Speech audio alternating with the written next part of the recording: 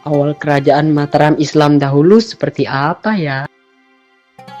Kerajaan Mataram Islam berawal dari sebidang tanah perdikan yang diberikan oleh Sultan Adiwijaya dari Kesultanan Pajang kepada Ki Pemanahan sebagai bentuk balas jasa karena telah membantu dalam melakukan perlawanan terhadap Arya. Siapa aja ya raja-raja penting yang berkuasa pada saat itu?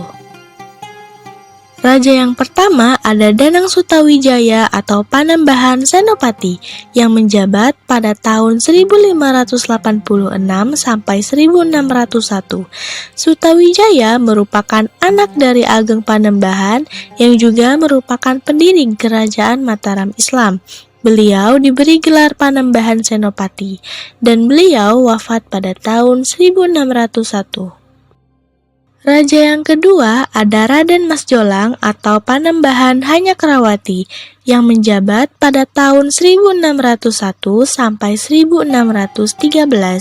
Pada masa pemerintahannya banyak terjadi peperangan karena penaklukan wilayah ataupun karena mempertahankan wilayah.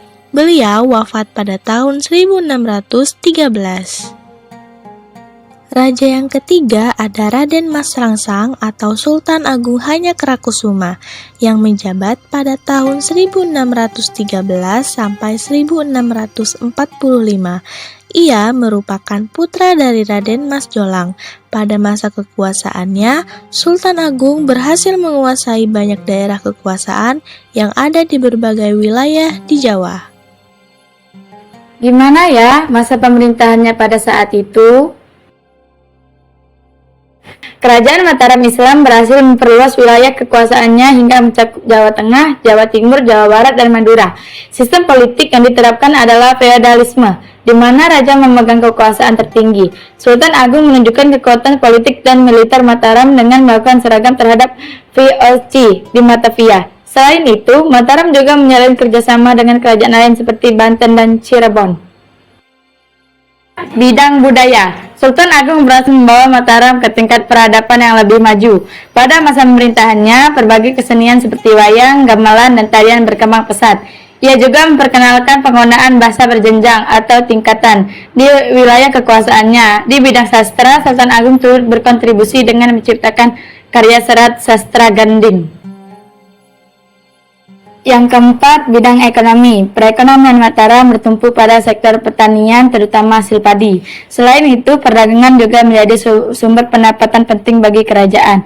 Mataram menerapkan sistem upeti dari daerah-daerah penghasil beras. Untuk mengelola keuangan kerajaan, Sultan Agung membentuk lembaga keuangan sekaligus mengatur sistem pajak yang tidak memberatkan rakyat. Bidang sosial, kehidupan sosial masyarakat Mataram bersifat feodal dengan raja sebagai pemegang kekuasaan tertinggi. Raja dianggap sebagai perwujudan dewa di dunia dan bertanggung jawab atas kesejahteraan rakyat. Kerajaan ini memiliki sistem pemerintahan yang terorganisir dengan struktur yang jelas. Apa aja bukti peninggalannya ya? Masjid Agung Gede Kauman. Masjid Agung Gede Kauman adalah masjid utama di Yogyakarta yang merupakan simbol harmonisasi antara kebudayaan Jawa dan agama Islam.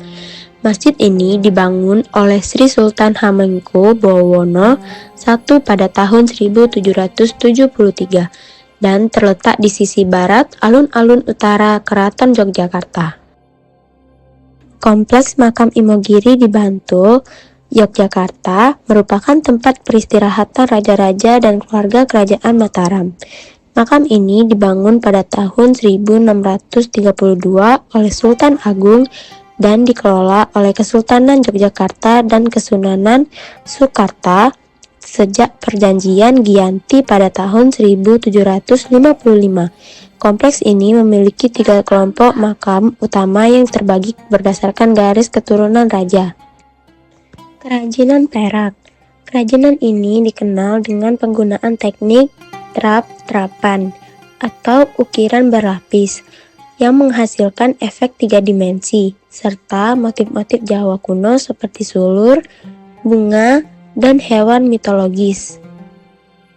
Serat Sastra Gending. Serat Sastra Gending adalah sebuah karya sastra Jawa yang ditulis oleh Sultan Agung Hanyakarakusuma yang berisi tentang ajaran-ajaran mistik, religius, filsafat, dan sosial.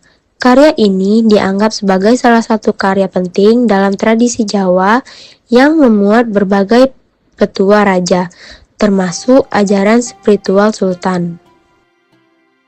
Kok bisa sih kerajaannya runtuh ya? Kerajaan Mataram Islam runtuh pada tahun 1755 setelah ditandatanganinya Perjanjian Giyanti yang membagi wilayah kerajaan menjadi dua, yaitu Kesultanan Ngayogyakarta dan Kasunanan Surakarta. Keruntuhan ini disebabkan oleh beberapa faktor, termasuk kekalahan Sultan Agung dalam merebut Batavia, pengaruh VOC, konflik internal, dan perang saudara.